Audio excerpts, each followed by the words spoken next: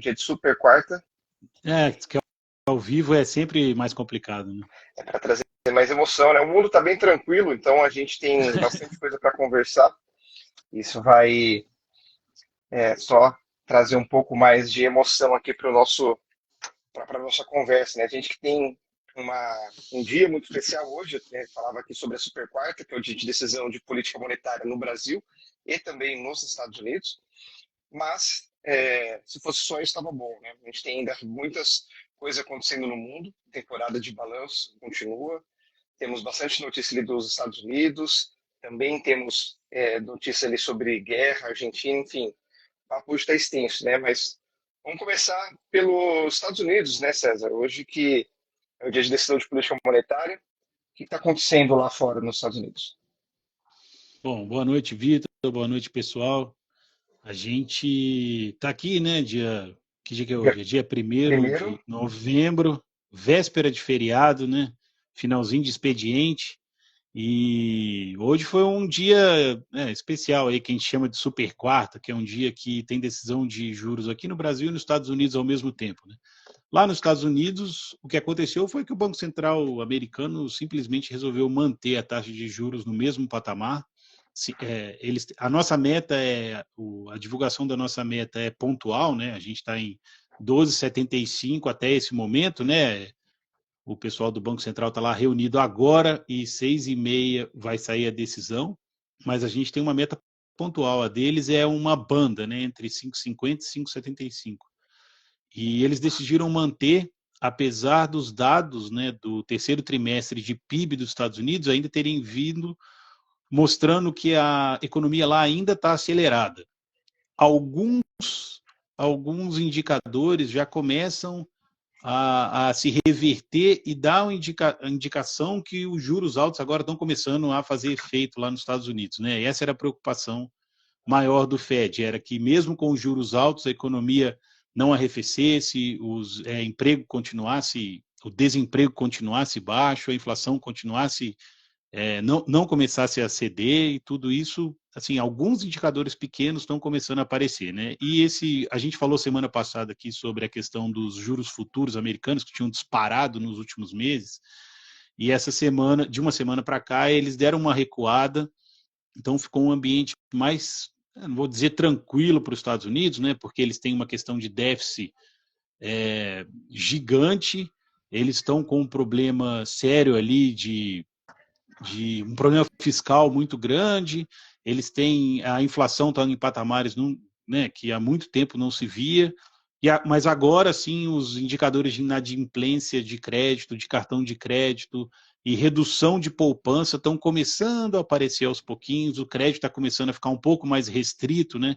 As taxas estão começando a ficar maior, e as taxas de juros ficou maior para o crédito final, né, do consumidor e das empresas, e aí começa a ter uma redução na tomada de crédito nesse sentido. Então ficou tranquilo, né? Assim, era o que o mercado esperava, mas alguém ali sempre fala, putz, pode ser que aumente um pouco por causa desse negócio, mas de uma forma geral, o Fed tem mantido o planejamento dele, que é manter, ele não gostaria de subir acima do valor que está, e de manter essa taxa por um período mais longo até o ano que vem. a queda da taxa, né, ela é importante para voltar a acelerar a economia, só que eles precisam controlar a inflação.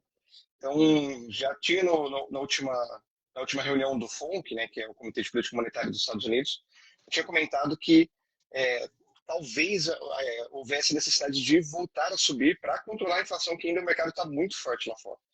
E isso tem feito o, com que a inflação, né, esteja subindo, e para poder fazer esse controle, esse aumento fosse necessário. Mas eles acreditam que já voltou, né, com isso que o César estava sinalizando, umas coisas já está sinalizando que dá para tentar segurar mais um pouco, porque o aumento dessa taxa de juros, que iria de 5,25 a 5,50, iria de 5,50 a 5,75, isso faria com que alguns bancos, né, tivessem problemas, pudessem vir até mesmo a quebrar, algumas empresas passariam por muita dificuldade, mas estão conseguindo segurar, ainda controlar isso, né, através dos juros, e as portas ainda continuam abertas para um novo aumento se necessário, mas Pelo menos por enquanto estamos conseguindo manter isso, né? E isso é importante para a gente, né? Assim, uma previsão e quando as coisas ocorrem mais ou menos dentro do previsto, mesmo que ruim, é melhor do que elas melhorem antes do previsto, né? Assim, a expectativa na economia ela é muito importante, né? E nas finanças também, né? Quando a gente espera que um agente econômico haja de determinada forma, que ele diz que vai agir e ele age, é muito importante, né? Quando o mercado é surpreendido, quando o mercado não espera alguma coisa e o agente econômico vai lá e faz exatamente o que não é esperado, é uma situação muito pior. E quando a gente fala de mercado, a gente não está falando aqui de 5 caras tomando uísque lá, olhando para o Central Park lá do alto do arranha-céu, né? A gente está falando aqui de mercado, é a gente, né? É quem investe, é quem Consome. tem empréstimo, quem tem financiamento, todo mundo. A gente depende muito das taxas de juros, né? Então, mesmo para o nosso Banco Central aqui, é, só recentemente passou a ter uma política mais autônoma, né? Só buscando a meta da taxa de juros, mas aí tem essa questão que a gente pode até falar mais tarde sobre, né, uma certa discordância ali do Banco Central com a política do governo, que eu acho até normal assim que tenha, mas não que, né, que leve a um esgarçamento ali das relações e tal. Mas para a gente aqui, né, que trabalha com investimentos, que tem a taxa de juro como a nossa pedra bazar ali para a gente montar as carteiras e fazer as indicações aos clientes, é importante que o Banco Central, os bancos centrais ou as autoridades monetárias mantenham o script, né, ou mais importante do que manter a taxa é a gente olhar depois o que eles vão dizer, como eles estão vendo a economia e como que eles estão olhando para o futuro, para o que pode acontecer. Então, isso eles disseram lá atrás que achavam que ia acontecer uma coisa, aconteceu mais ou menos o que eles tinham dito e eles mantiveram a palavra. Então, acho que, no fim das contas, né, obviamente que a gente gostaria de ver as taxas caindo mais rapidamente, mas estando no script é mais importante isso. Com certeza, a previsibilidade é importante para os investidores, para quem aloca capital. E seguimos então monitorando os Estados Unidos, por ser um país muito relevante não só para a economia deles e para a gente, mas para o mundo todo, e por ser esse fator principal ali de alteração nas taxas globais. Ficou também, César, nessa semana ficou bastante compartilhado, né, uma foto, algumas fotos, vídeos de filas muito extensas em postos de combustíveis na Argentina. Fala um pouquinho para a gente aí o que está acontecendo por lá. Então, a gente recebeu aí, né, ficou cheio de mensagem e posts de argentinos, até eu vi bastante vídeo de argentino filmando e reclamando, e aquela fila interminável de carros, né, para abastecer, lá eles chamam a gasolina de nafta, e pelo que a gente pôde ver e apurar e acompanhar, tá faltando combustível na gasolina, tá faltando combustível na Argentina, cara. E os argentinos estão num momento muito crítico da vida deles, né? Porque eles estão no meio de uma disputa de primeiro para o segundo turno do presidente do país para o próximo ano, né? E o candidato do governo para a vaga de presidente, que até ficou em primeiro, né, no primeiro turno, ele é o ministro da Economia argentina, né, o Sérgio Massa. O que a gente entende aqui, né?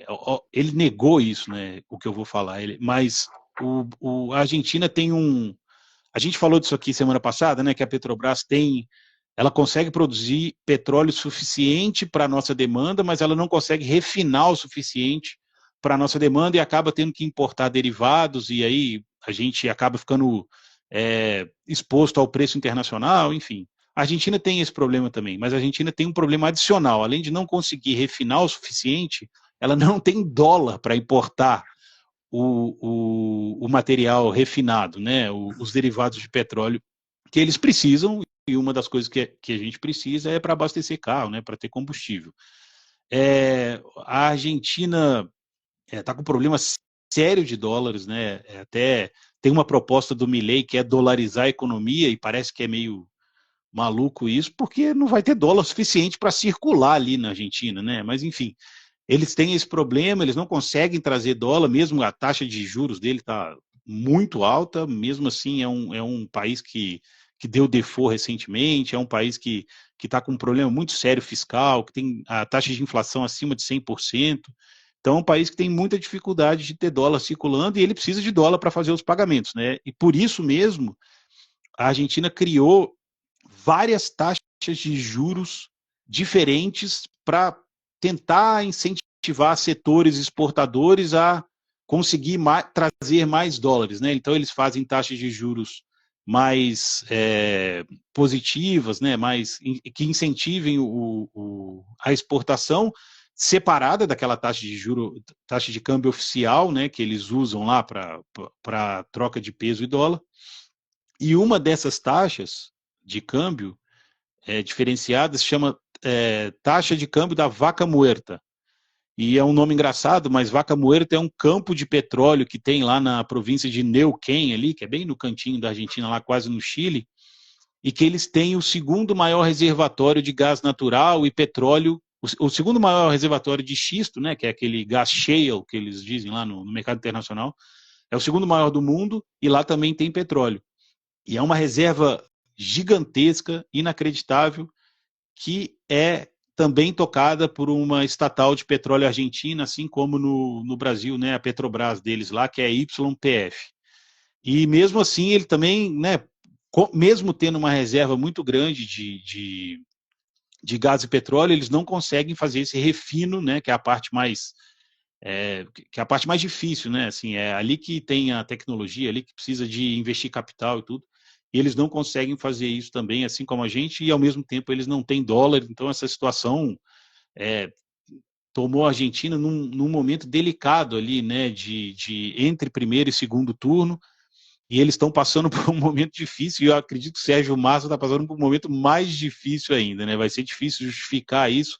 Ele tentou fazer um congelamento do preço do combustível por 60 dias aí, há uns meses atrás, e simplesmente com uma inflação de 100%, né, chega uma hora que está mais caro, a gasolina está mais barata de ser vendida do que o custo dela de ser feita, de ser comprada pelos postos. Chega uma hora que o cara não tem nem incentivo a comprar gasolina para o posto para colocar na bomba, porque ele vai ter prejuízo, né? A gente já viu isso acontecer, sempre que tem controle de preços, geralmente é isso que acontece numa economia.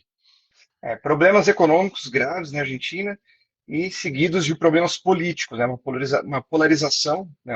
Pessoas totalmente diferentes, totalmente lados opostos. Uma pessoa da situação que vive uma situação complicada e pessoa que vem para contra-argumentar, vem fazer oposição, mas também com ideias muito ousadas. Não sabe quem que vai ganhar, o que vai dar certo e o que não vai.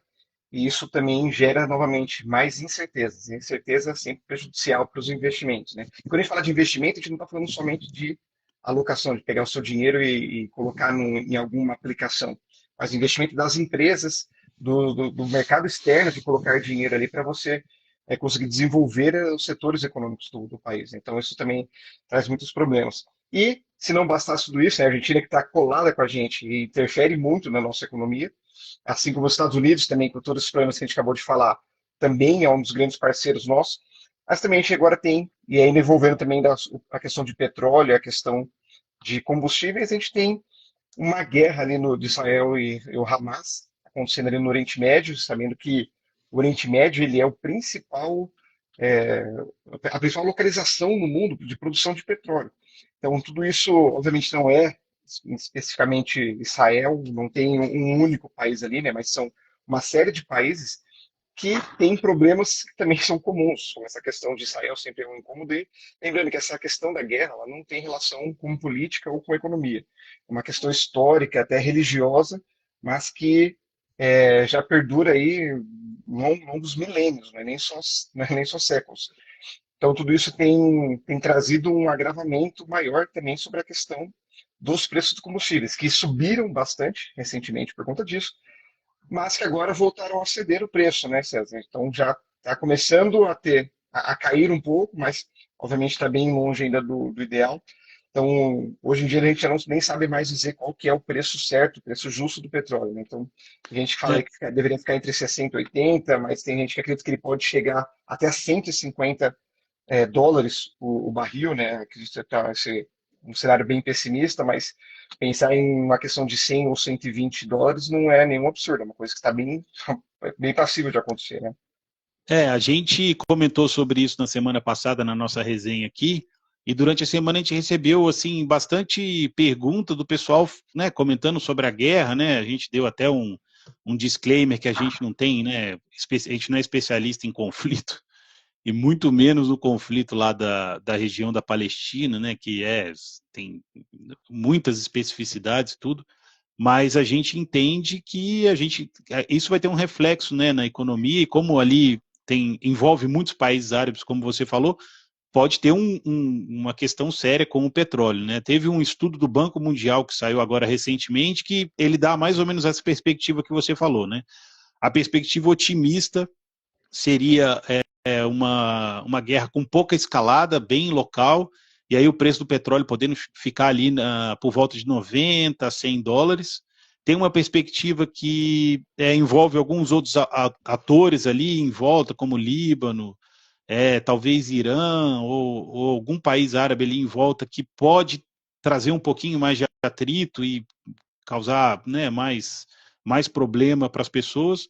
E aí seria um cenário médio, que seria o barril de petróleo, acho que entre 100 e 120, e teria uma escalada grande da guerra, com entrada de vários países ali que tem uma produção relevante de petróleo, né, principalmente a Arábia, que parece que não está querendo muito, porque ela já está num jogo bem fala com os dois lados, né? Se aproximou do Irã recentemente, que era um desafeto de muitos anos, enfim. Mas essa escalada poderia levar o preço do barril do petróleo até 150 dólares, que é um preço que realmente é quase o dobro, né, do que a gente tem hoje, e isso afetaria demais, né, todas as economias do mundo, que apesar dos esforços ESG, apesar das tentativas de energia alternativa, eólica, solar, enfim, todas essas, o nosso mundo ainda é um mundo baseado em petróleo e afetaria demais todas as economias do mundo, do Brasil também, né, pelos motivos que a gente já falou ontem, na semana passada e hoje, mas parece que é um cenário mais de cauda, assim, né, um envolvimento tão grande, mas infelizmente não é uma coisa que a gente consegue prever, a gente só pode rezar para que não aconteça isso, não só pela economia, mas pelas vidas, né, pelas pessoas que moram lá também. Isso, só lembrando da questão do petróleo, né, que o petróleo ele tem um efeito cascata na economia, porque ele afeta o preço do frete, que por consequência afeta o preço de todas as coisas. Então isso gera uma pressão inflacionária no mundo inteiro, por isso que é importante acompanhar isso. Mas, dado todas essas questões, né, vamos ser mais direto agora e entender o que isso pode afetar nos nossos investimentos, né? Então a gente estava falando principalmente sobre questão de juros. Hoje a gente vê que quem tem investimentos alocados em ativos pós-fixados, ou seja, que acompanha os juros, vai sentir essa rentabilidade sendo um pouquinho menor, né, do que estava acostumado, né? Lembrando que a gente falou ali no começo, mas em alguns instantes vai ser divulgada aqui a questão dos juros aqui no Brasil, sendo que é esperado uma queda de 0,5%. Para quem tem ativos que são atrelados, que são renda fixa, mas que estão atrelados a, a outros indexadores, como pré-fixados e títulos de inflação, tem que lembrar que existe uma coisa chamada marcação a mercado, que vai fazer a precificação desses ativos. Quando a taxa de juros ela cai, ela favorece esse tipo de ativo. Então, quem está pré-fixado ou inflação vai sentir uma leve valorização nesses ativos, pelo menos no curto prazo. Mas a gente sempre fala aqui que é importante para o investidor, ainda mais nesse cenário de queda de juros, não dá mais para sentar simplesmente em cima de ativos que são mais seguros, como um Tesouro Selic, um CDB, e simplesmente esperar ali que bons retornos virão. Então a gente precisa, a queda de juros ela nos volta a trazer a necessidade de diversificação. Não somente por isso, né? Obviamente a gente tem falado que existem tantas coisas que têm afetado o mundo inteiro, como os Estados Unidos, China, Oriente Médio, Argentina. A própria questão do Brasil, a gente passa ainda por questões bem sensíveis, principalmente a questão de política fiscal. A gente sentiu isso, que teve algum desentendimento ali com uma declaração do Lula, dando alguns indícios de que não deve se cumprir aquela meta de déficit zero do ano que vem, para questões fiscais.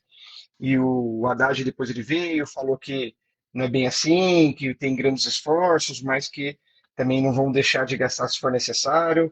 Então, isso já trouxe uma sensibilidade um pouco maior para essa questão dos juros também locais. Então, isso pode ser um sinal de que talvez hoje é um grande ponto para determinar se a taxa ela vai realmente cair 0,5. Até se especulava um pouco de cair para 0,75, mas acho que essa fala liquidou qualquer uma dessas possibilidades, né? Mas será que ainda vai continuar caindo 0,5? Vai cair 0,25? Vamos acompanhar daqui a pouquinho. Mas sempre é importante a gente diversificar. Então, falando um pouco sobre a renda fixa, mas existem vários outros ativos, né, que são beneficiados com a queda dos juros, né? Então, os ativos de renda variável, como fundos imobiliários, eles são precificados com base na taxa de juros, e essa queda de juros ela faz com que haja um incentivo maior para a construção, diminui algumas taxas de contrato, então isso também favorece para que haja uma valorização no preço dos imóveis, com mais procura, e essa procura faz com que os preços dos imóveis valorizem. E também estamos vendo ainda não só de uma semana, mas até temporada de resultados das empresas, e as divulgações têm mostrado que as empresas brasileiras elas têm apresentado bastante resiliência, mesmo num momento conturbado, com problemas que são relativamente graves, mas é, as pessoas, as empresas não deixam, não param por conta de assuntos políticos ou econômicos. Elas continuam produzindo, continuam fazendo o que tem que ser feito, assim como a gente continua vivendo a nossa vida.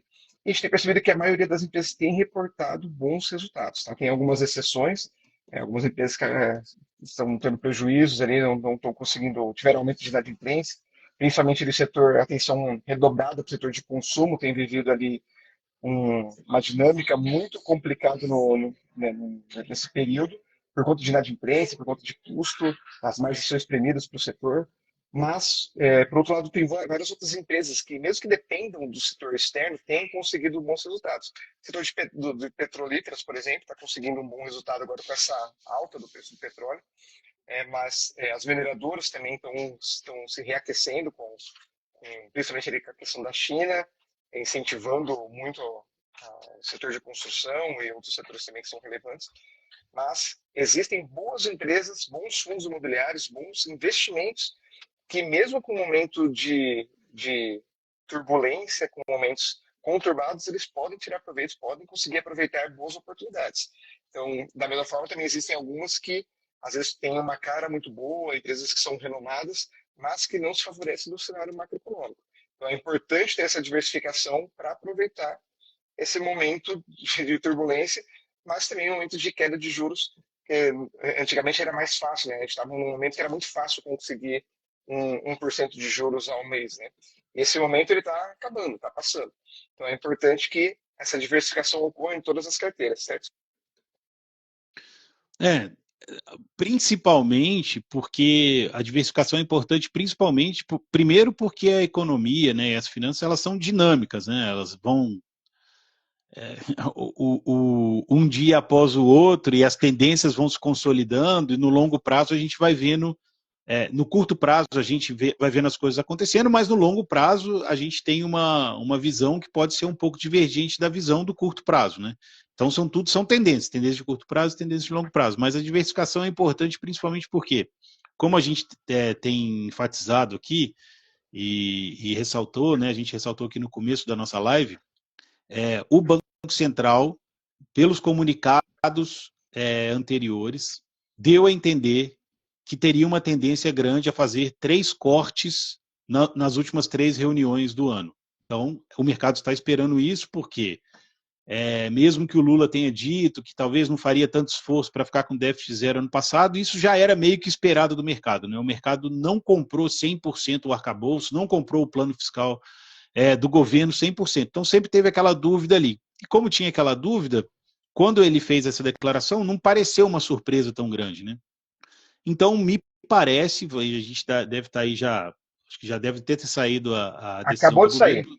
Aproveitar que então acabou de sair a notícia, então realmente se manteve o corte de 0,5, que era o esperado pelo mercado. Pois Mais é, uma então queda. era realmente o esperado, era o que o Banco Central tinha sinalizado para a gente. E como era o esperado, a questão dinâmica é justamente essa. Agora o que a gente vai ter que trabalhar com uma taxa de juros de renda fixa, de pós-fixado, um pouquinho mais baixa mensal, mas como o banco está mantendo uma tendência de redução, a taxa de juros também influencia inversamente os ativos de renda variável, ou seja, quanto mais a taxa de juros cair, a probabilidade dos ativos de renda variável subir ou terem melhor desempenho no futuro é maior. Por isso que a gente tem que ter a carteira diversificada. Quem está posicionado só em juros pós vai ter um bom retorno? Vai ter um bom retorno. Mas já está vendo, no começo do ano estava ganhando 13,75 no ano e agora já está ganhando 12,25, se eu não me engano, né, Vitor? 12,25. E, 12,25. até ver aqui agora, enquanto a gente vem conversando aqui, estão vendo algumas notificações, algumas notícias, e já tem um consenso aqui também, né, já para antecipar um pouco, que já são esperadas quedas da mesma magnitude, ou seja, novas quedas de 0,5 para as próximas reuniões. Então, continuamos em tendência de queda de juros. Obviamente que isso não adianta ninguém falar nada agora, precisa acontecer algumas coisas, a gente precisa continuar acompanhando. Um dos grandes fatores ali da queda ou da manutenção dos juros está ligado a questões inflacionárias, e essa questão da escalada do preço do petróleo pode comprometer isso, além dos próprios Estados Unidos ter que aumentar a taxa de juros novamente. Isso compromete também essa continuidade da queda nessa velocidade, mas seguimos aqui então de olho no mercado, vendo o que pode ser feito. É importante que a gente não gosta muito de ficar falando que existe um produto ou uma classe que é a grande vencedora. A gente não acredita muito nisso. Isso até seria uma questão até um pouco de sorte de conseguir acertar essa questão. Mas existem perfis de investimentos e perfis de investidores. A gente tem que conectar qual que é o produto ideal para o seu perfil de risco. Então, não deixe de nos consultar. Nós estamos aqui abertos para fazer uma consultoria para você e traga essa sua dúvida, traga esses produtos para a gente analisar e ver se faz sentido para você estar posicionado ou não. Tá? Então, novamente, é importante que todos sejam diversificados, todos tenham uma participação ali em várias classes de risco de produtos. E para isso, é importante fazer isso com um acompanhamento profissional. Estamos aqui, César e eu, para poder fazer isso para você. Acredito que com essa notícia aí e com tudo isso que a gente falou, nós podemos encerrar aqui, né, César? Certo. Eu só gostaria de salientar que a gente tem um estudo mostrando, nos últimos, se eu não me engano, 10 ou 12 anos, a gente fez um estudo com cada classe de ativos, se eu não me engano, a gente dividiu em 7 ou 8 classes diferentes, e foi mostrando ano a ano qual classe que rendeu mais. E assim, cada ano é um ano, tem ano que uma classe de ativo está lá em cima, depois ela está lá embaixo e tal.